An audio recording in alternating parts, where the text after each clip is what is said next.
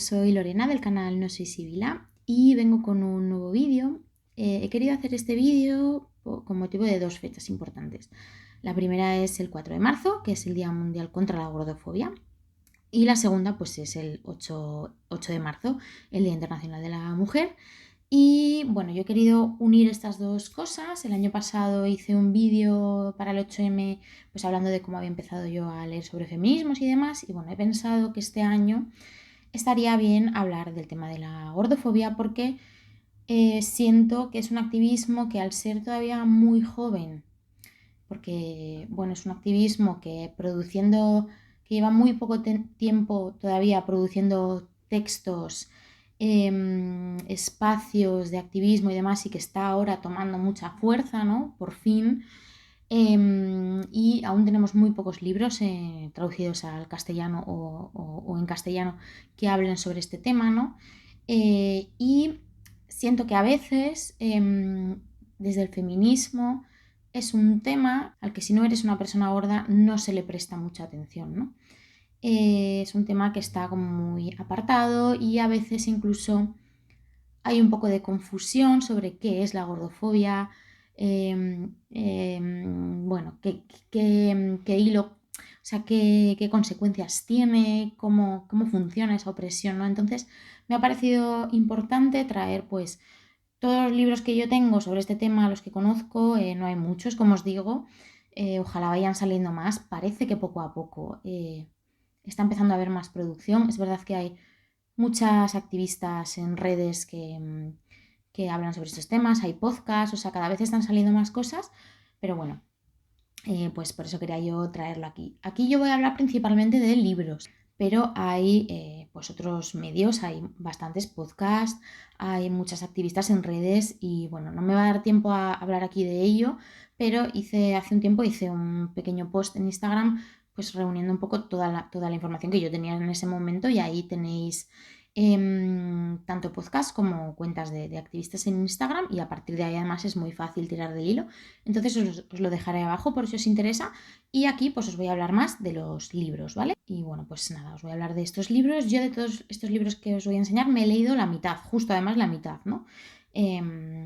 Pues es un tema que eso, poco a poco pues he ido queriendo informarme más, aparte de que, bueno, pues es verdad que he aprendido mucho de compañeras en Instagram, porque se está haciendo un muy buen trabajo en redes con este activismo, y yo he aprendido mucho de muchas de ellas, de amigas, etcétera, ¿no?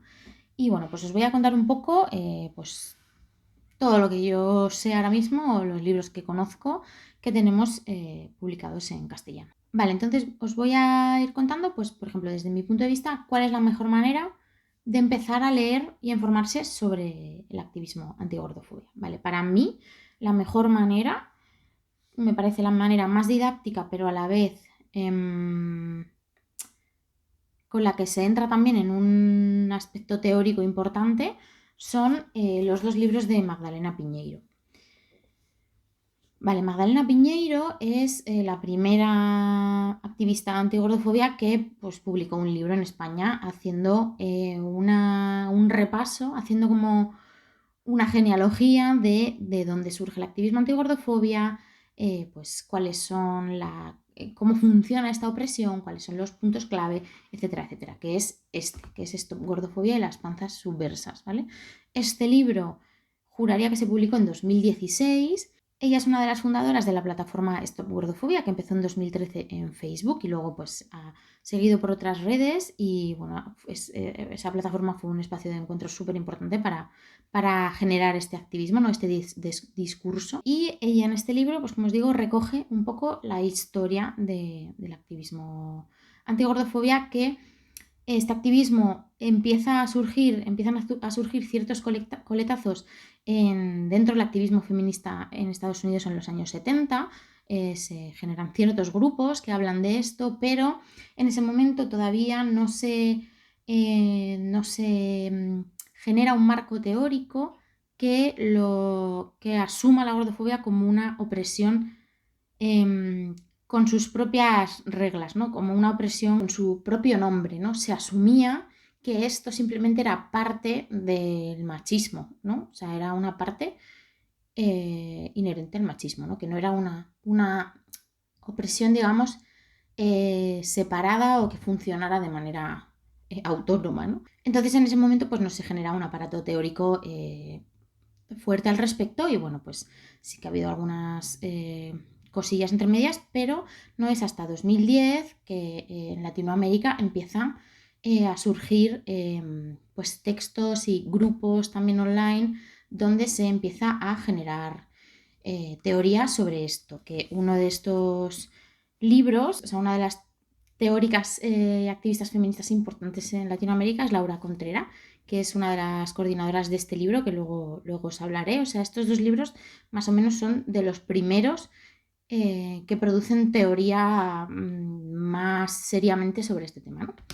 Entonces, bueno, pues como os digo, en el año 2010 empieza el activismo en Latinoamérica y empiezan pues en paralelo grupos online en Latinoamérica, grupos online en España, como el de Stop Gordofobia, y empieza a hacerse un marco teórico, ¿no? Y aquí se cuenta todo eso, se cuenta qué es la opresión gordofóbica. La opresión gordofóbica es una opresión sistémica y estructural que sufren todas las personas gordas, que tiene agregadas unas ideas concretas sobre la salud de las personas gordas, o sea, se asocia a las personas gordas con algo insalubre, se asocia a las personas gordas con problemas de salud, se nos muestra como personas vagas, que estamos gordas porque no nos esforzamos, y digamos que se genera todo un camino que es una mentira de la industria de la dieta, de la industria de la belleza, etcétera, etcétera, en el que se dice que quien está gordo es porque quiere y que hay todo un camino que puedes seguir para no estar gordo, ¿no? Y que si estás gordo es tu culpa.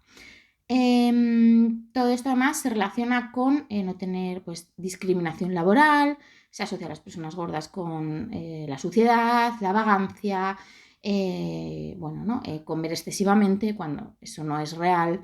Nada de esto es real, ¿no? Pero es la idea que se hace, ¿no? Como os digo, con problemas de salud, o sea, se entiende la gordura como una enfermedad. La gordura no es una enfermedad, la gordura es un factor de riesgo, como lo es la contaminación ambiental, como lo es, por ejemplo, beber alcohol o como pueden ser muchas otras cosas, ¿no? Es decir, la gordura no es la enfermedad, ¿no? Bueno, y lo que produce todo este sistema de opresión gordofóbico es que como se entiende que ser una persona gorda es estar enferma, el sistema médico no nos atiende como es debido, presupone enfermedades que no son, pues no te presupone que todo lo que te pueda pasar, cualquier problema de salud que puedas tener, tiene que ver con tu gordura y no con otras cosas. Entonces no se diagnostican ciertas cosas porque ni siquiera se busca, ¿no? Tú puedes ir al médico diciendo que te duele una rodilla y que te diga que pierdas peso. Y a lo mejor es que tienes, que te has roto la rodilla, ponte, ¿no? Y no tiene que ver con el peso. En estos libros hay testimonios además terribles de personas que han muerto por negligencias médicas de no te hemos mirado porque eras gorda y entonces pues te dijimos que adelgazaras y tenías un cáncer y no te lo hemos mirado porque eras gorda y todo, evidentemente todo tenía que ver con que eras una persona gorda, ¿no? Entonces, bueno, todo esto se explica aquí súper bien, la moralidad que se le atribuye a la comida, bueno, ¿no? Cómo se discrimina a las personas gordas sistemáticamente en temas laborales, incluso en puestos públicos, bueno, un montón de cosas, ¿no? Cómo también separa lo que significa la gordofobia de la violencia estética. Todas las mujeres sufrimos violencia estética, porque hay todo un sistema de la belleza y del canon que ejerce violencia estética contra las mujeres, pero las personas gordas sufrimos una cosa diferente y concreta, que es la gordofobia. La diferencia es que una persona delgada sufre violencia estética y el mensaje que se le está mandando es tú, o sea, es que tiene que pasar por un montón de cosas para no ser como yo, ¿no? Como yo, que soy la que sufre otra violencia aparte, que es la gordofobia, ¿no? O sea, el mayor miedo que se le infunde a una persona delgada, la violencia estética, lo que hace es, tienes que seguir siendo una persona delgada porque si no vas a ser como esos que no queremos que seas, y vas a sufrir todo este tipo de cosas, ¿no? Que se nos represente siempre desde el asco, la risa, la vergüenza, la muerte, etcétera, ¿no? Bueno, todo esto lo cuenta aquí. Y este librito, que está estructurado de una manera un poquito más divulgativa en el sentido de que es mucho más personal, habla más de tú a tú, aquí hay un poco más de estructura teórica o académica, es súper accesible, o sea, no es nada difícil, vamos, pero este es más divulgativo, ¿no? Está estructurado en 10 gritos, donde construye cada tema de estos que yo os he contado ahora, y te lo cuenta también desde una cosa muy personal, pues la autoestima, el tema de que se entiende que además se nos dice quiérete, y tú, bueno, en un sistema que me discrimina todo el rato y me está diciendo que lo que soy es lo peor que se puede ser, pues quererse así de la nada, pues bueno, a ver cómo lo hacemos. Y de hecho aquí Magdalena Piñeiro pone que la próxima vez que alguien le diga que se tiene que querer, le va a decir que intente montar un castillo de naipes con un ventilador encendido. Es básicamente eso, ¿no? Como puedes tener una buena autoestima, como si la autoestima fuera algo que se construye desde la individualidad, cuando tienes todo un sistema que te está diciendo lo horrible y asqueroso que eres, ¿no? O sea, pues bueno, es que no tiene sentido. Total, estos dos libritos buenísimos para empezar en el tema. A mí este me parece súper bueno para estructurarlo todo y tener todos los puntos súper claros. Aquí incide un poco más, podéis decidir por cuál empezar, porque los dos son muy buenos, la verdad. Vale, luego tenemos el de Virgi Tobar, Tienes derecho a permanecer gorda, que este es del 2018. Este libro, bueno, pues es de una activista estadounidense racializada que lo que hace es hablar sobre la cultura de la dieta, ¿no? El tema de la cultura de la dieta es un tema del que es súper difícil hablar porque además es una cosa que se cuestiona muchísimo, ¿no? Porque se entiende, ¿no? Te dicen, te tienes que poner a dieta para adelgazar. Bueno, hay muchas cosas ahí. No todas las personas gordas pueden adelgazar. La cultura de la dieta te miente, o sea, nos miente. Las dietas, bueno, las dietas producen restricciones de comidas, producen trastornos de la conducta alimentaria, las dietas hipocalóricas, ¿vale? O sea, otra cosa es, pues, dieta la dieta es una forma de comer, pero me refiero a dietas hipocalóricas que lo que conllevan es restricción alimentaria, ¿vale?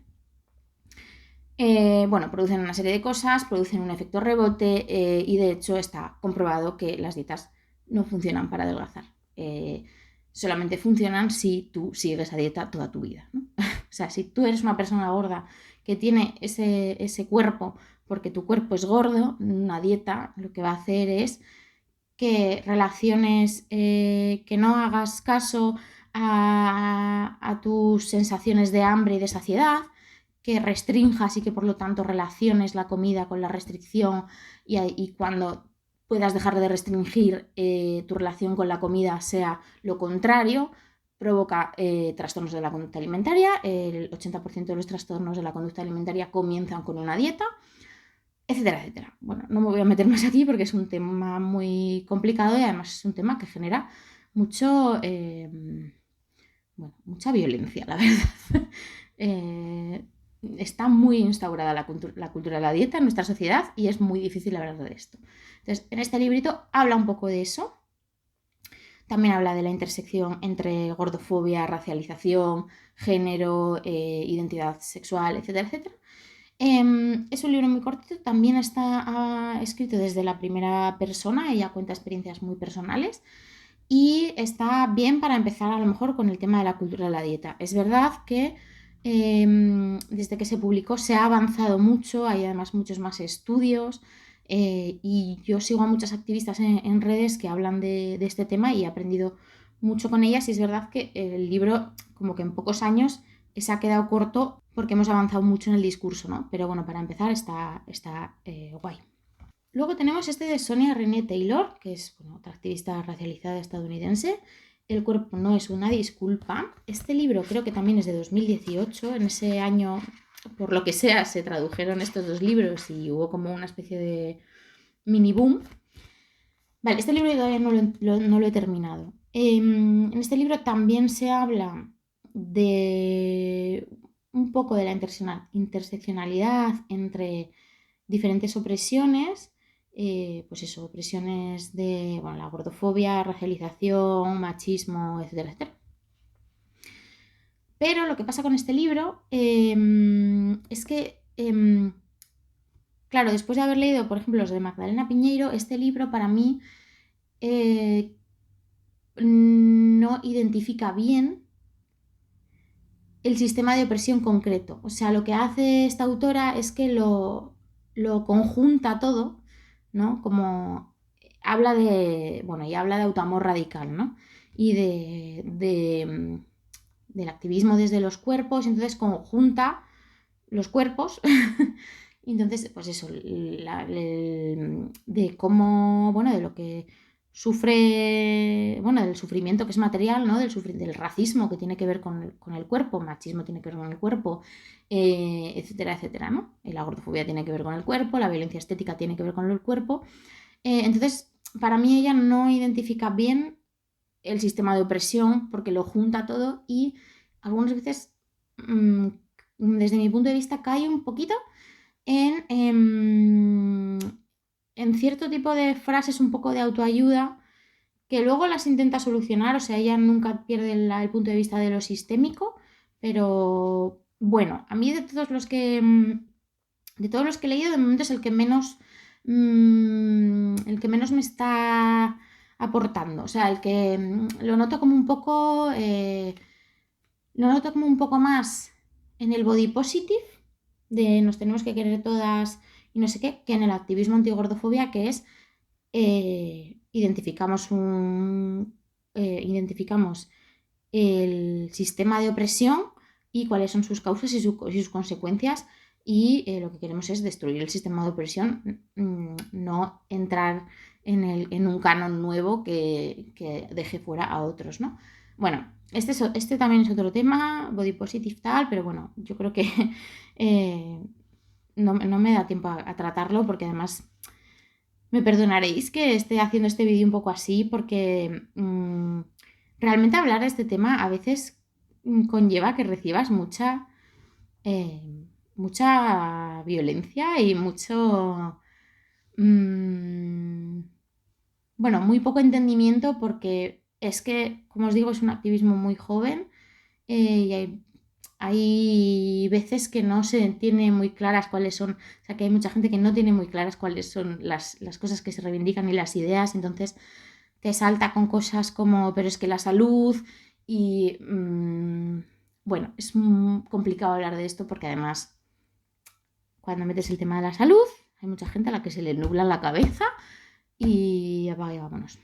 Entonces, es de los que menos, o sea, es interesante, no lo he terminado, entonces cuando lo termine ya os contaré en un wrap-up, pero yo siento que los otros que os he contado son más interesantes. Pero bueno, como no tenemos tantos, pues tampoco está mal leerlos todos los que hay, ¿sabes? O sea, es que tenemos que 10, pues sí, 10. Vale, en cuanto a otros textos también teóricos, tenemos el que os he contado antes, el de Cuerpos sin patrones, Resistencias desde las geografías desmesuradas de la carne, que los coordinadores son Laura Contreras y Nicolás Cuello, que son esos dos activistas antigordofobia de Latinoamérica, ¿no? Este libro, que todavía no lo he leído, es un libro que tiene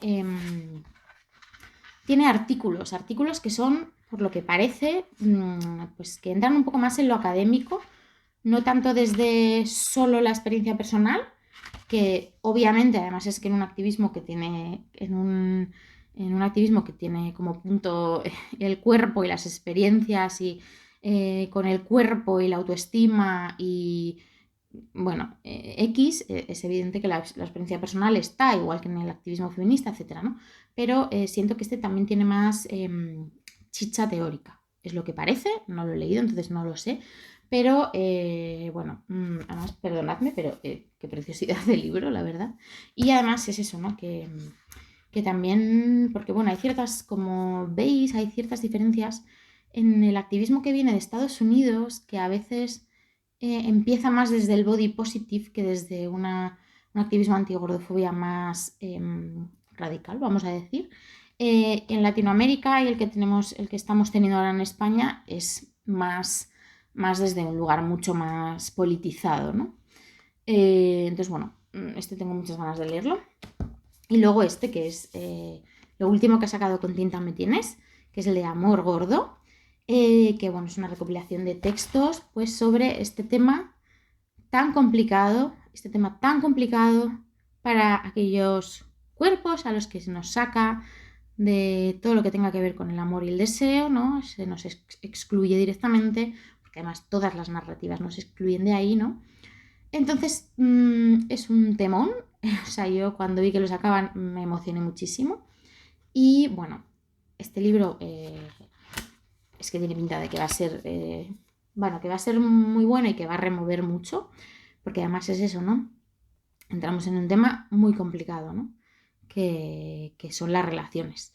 Entonces, nada, os iré contando, pero bueno, lo quería traer también para dejar constancia de todos los libros que tenemos ahora mismo sobre esto. Vale, otro libro que se me ha olvidado, que lo tenía que haber metido un poco antes, que es el de Roxane Gay, el de Hambre, ¿no? También, activista feminista antigordofobia estadounidense racializada. Este libro que también salió, pues creo que es del 2018 también, es que ese año, por alguna razón, 2017, vale, yo creo que pues este salió antes, o sea, es que como veis, empezamos 2010, 2013, 2014, 2015, plataformas online. 2016, bueno, 2015, 2016, los libros de Magdalena Piñeiro y el de Laura Contreras en Latinoamérica. 2017, el de Roxane Gay.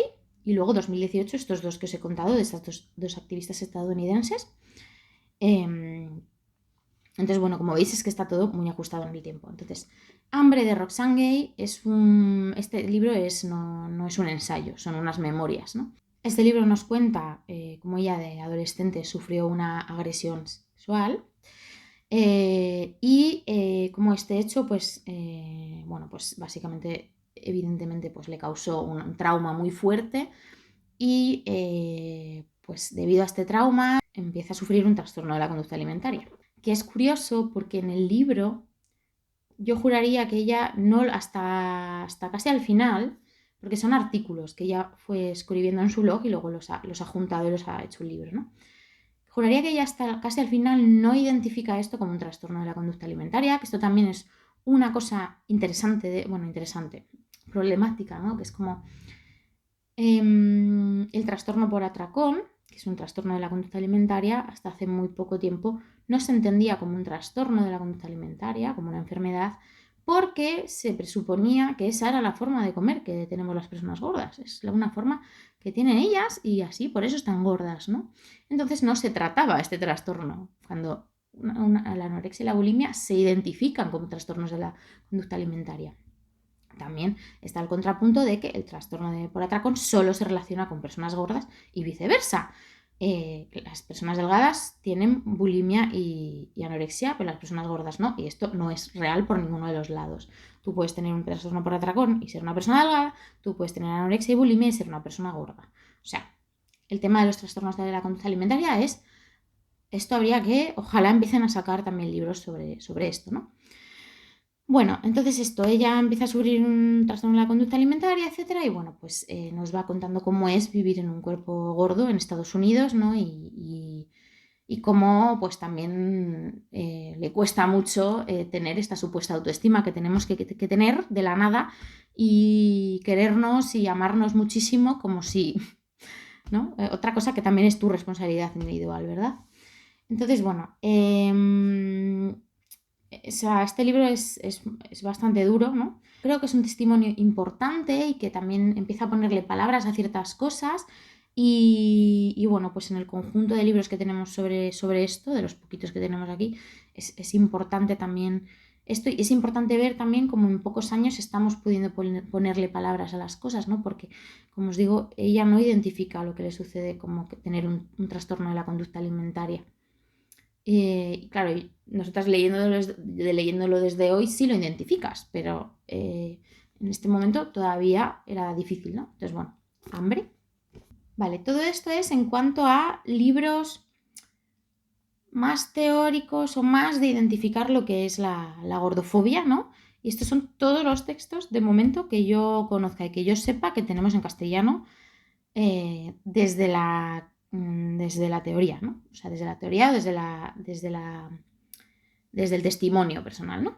Tengo que nombrar otro libro que no entra en esta categoría, que es El mito de la belleza de Naomi Wolf, que muchas activistas antigordofobia se remiten a este libro porque fue un hito importante en el sentido de que, que este libro identificó, este libro que se publicó en los años 90 en Estados Unidos, identificó el tema de la cultura de la dieta, no lo llamaba así, pero bueno, de la cultura de la belleza, ¿no? Y de los cánones y de esa violencia estética que se ejerce sobre las mujeres como un tema que no tiene que ver con la belleza, sino con la obediencia de las mujeres, ¿no?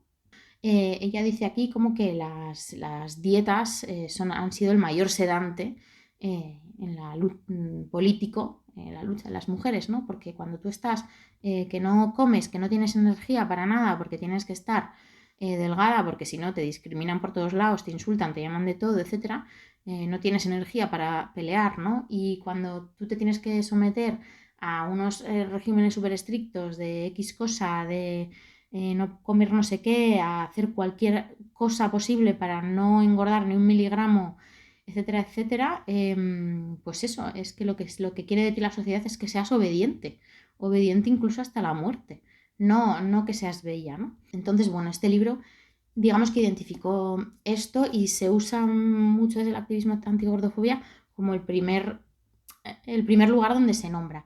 ¿Qué pasa con este libro? Yo tengo reticencias con este libro porque se ha visto, o sea, creo que todo este contexto es muy interesante, pero es verdad que se ha visto que esta autora en algunos libros posteriores no se ha documentado muy bien en ciertas cosas históricas, ¿no? O sea que, bueno, pues hace argumentos generales, pero a veces cuando se tiene que documentar bien con ciertos datos, pues flojea la cosa. Y además, desgraciadamente, esta mujer ha resultado ser antivacunas. Entonces, claro, a mí me da mucha cosa recomendar este libro. Yo no lo he leído, me lo compré y luego me enteré de todo esto y me dio mucho bajón. Pero claro, es que es verdad que todo el tema de identificar la industria de la belleza y las dietas con la obediencia, con una violencia, como un sedante político, es muy interesante, ¿no? Como teorizar desde ahí es muy interesante, ¿no? Como diagnóstico es muy interesante. Entonces, bueno, lo traigo aquí con estas reticencias, yo lo digo, ahí queda y bueno, en ello estamos, ¿no? Y luego nos metemos ya en el tema de la ficción, que yo ahora mismo solo conozco 2 libros que representen bien a las personas gordas o que traten el tema de la gordofobia.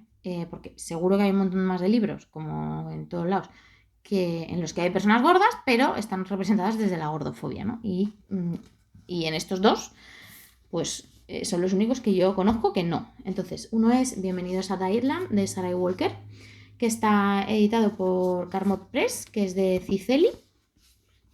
Y bueno, de este libro luego se hizo una serie que solo duró una temporada, la cancelaron después de una temporada, cosa que suele pasar también con las 4 series que hay con protagonistas gordas que no están hechas desde la gordofobia. También pasa que o no se pueden ver en ninguna plataforma, o las cancelan, o pues bueno, en fin, o whatever. Entonces bueno, aquí seguimos a Plum, que es la protagonista de este libro, que bueno, está en proceso de querer pues, someterse a una operación estética para adelgazar. Lo leí hace mucho, entonces no recuerdo bien todos los detalles de la trama, pero bueno, el caso es eso, que está en ese proceso y en ese momento, por lo que sea, no me acuerdo bien por qué, conoce a un grupo de activistas feministas. Y entonces ahí empieza como una especie de momento de empoderamiento y de comprender por qué no se tiene que hacer esa operación estética, qué es lo que supone, o sea, qué es lo que lo que le están vendiendo es violencia, ¿no? Porque es como, o sea, yo me tengo que cortar un trozo de estómago, cosa que no es sana, porque la sociedad me prefiere delgada a que esté sana. O sea, aunque me digan lo contrario, aunque te digan que es por salud, no es verdad. Cortarse un trozo de estómago sano no es sano, no es por salud. La sociedad te quiere delgada, le da igual absolutamente todo lo demás. O sea, esto es así, ¿no? Entonces, bueno, ella pues empieza un proceso de empoderamiento y con este grupo pues empiezan a hacer como acción directa de cosas, ¿no? Entonces es bastante guay porque es como un personaje como que dices, joder, pues qué guay, ¿no? Por fin, un personaje gordo, pues que lo manda todo a tomar por saco y que nos deja pues amedrantar por la gordofobia, ¿no? Sí que es verdad que yo recuerdo que en su momento lo sentí un poquito feminismo blanco hegemónico, que le faltaba un poco de interseccionalidad, pero claro, para 2 libros que tenemos con protagonistas gordas, pues que no están tratados desde la gordofobia, pues bueno, pues oye, ¿sabes? Y la serie me gustó más, porque era como más cañera. Lo que pasa que, bueno, solo hubo una temporada, pero bueno, ahí está. Vale, y el último libro del que os quería hablar es La Gula, de Asako Yuzuki, que está editado por Temas de Hoy. Que, bueno, yo este libro no lo he leído todavía, pero cuando salió y empecé a ver, pues, reseñas y críticas que decían que trataba el tema de la gordofobia, de cómo, bueno, de cómo se trata todo lo que tiene que ver con esta mujer de la portada, que es una de las protagonistas, pues me pareció interesante y me pareció que podía ser interesante leerlo. En este libro seguimos a una protagonista que es una periodista que está investigando pues, el caso de esta mujer que es una asesina en serie que está en la cárcel por haber seducido y asesinado a varios hombres para quedarse con su dinero, con su fortuna y para costearse con ese dinero talleres de cocina y comidas lujosas, ¿no? Entonces, pues ella consigue como ir a verla a la cárcel y que le cuente. Bueno, el personaje está basado en una mujer real, en una asesina en serie real en Japón. Y entonces, por lo que tengo entendido, que es a mí lo que me interesa, ahí, bueno, aparte de que el libro tiene mucho que ver con la comida, o sea, la comida aparece mucho y demás, digamos que socialmente hay un cuestionamiento muy fuerte de si ella es la asesina real o cómo es la historia, porque se cuestiona que una mujer así, una mujer gorda, haya podido seducir a tantos hombres para matarlos y no sé qué, ¿no? Entonces, claro, aparece, pues eso, aparece sobre el tema de la violencia estética, de los cánones de belleza y de la gordofobia, que llevan también a cuestionar pues los hechos, ¿no? Entonces, por eso me parece interesante y por eso lo quería leer. Así que de los 2 libros de ficción que yo conozco, con protagonistas gordas que hablan del tema bien, ¿no? Así que así estamos. ¿Cómo lo veis? Que es que en total son 2, 4, 6, 8, 10 libros. 10 libros sobre gordofobia en España. Pues así estamos. Entonces, bueno, esto es todo. Si conocéis más libros, ya sean pues, de teoría o de ficción, sí que es verdad que debe de haber alguno más, porque mi amiga Tania me enseñó hace un par de días uno que así que tenía buena pinta, pero no lo he investigado, pero bueno, ya iré contando si encuentro más. Alguno más pequeñito o algún texto debe de haber por ahí, pero libros así concretos y que esté bien tratado el tema, no hay tantos. Entonces, si conocéis más, tanto desde la teoría como desde la ficción, por favor, contádmelo en comentarios porque yo necesito, porque es que no tenemos prácticamente nada, como podéis ver, ¿no? Entonces, bueno, creo que desbaba ya un montón, os he contado un montón de cosas, espero que os haya entendido. Os voy a dejar abajo el post sobre la gordofobia y los recursos de podcast, de cuentas, de alguna serie y demás. Y nada, pues eso, contadme qué os ha parecido este tema y nada, pues que seguimos luchando y seguimos para adelante. Espero que tengáis muy buena semana y nos vemos en el próximo vídeo. Un besazo enorme. ¡Mua!